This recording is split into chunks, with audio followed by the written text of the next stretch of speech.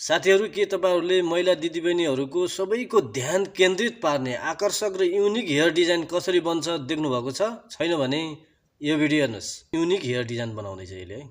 Wow, के खतरा स्टाइलले बनाउँदैछ। एकदम कलाकारिता आफ्नो कला यो डिजाइनमा देखाउँदैछ यसले। भिडियो अन्तिमसम्म हेर्नु होला। भिडियो मन पर्यो भिडियोलाई लाइक गरेर शेयर पनि गरिदिनु होला। दामी, वाउ।